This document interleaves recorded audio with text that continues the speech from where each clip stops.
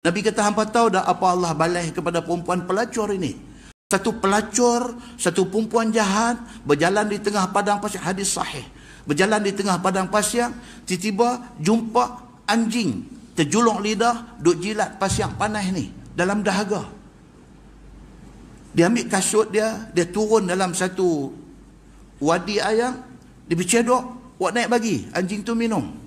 Nabi SAW cerita benda ni kepada sahabat. Nabi kata, hampa tahu dah apa Allah balas kepada perempuan pelacur ini? Atas kebaikan dia pada anjing ni, dia turun pergi cedok air dengan kasut dia, dia mai bagi anjing yang kehausan ni minum. Hampa tahu dah Allah janji apa dekat dia? Allah janji dia keampunan dosa dan syurga. Kita dengan cara kita mai daripada hadis Nabi habaq, tapi last sekali apa dia? Suruh buat baik pada binatang. Dia main dengan cara dia, dengan cerita dia. Wallahu alam, tu dia punya kepercayaan.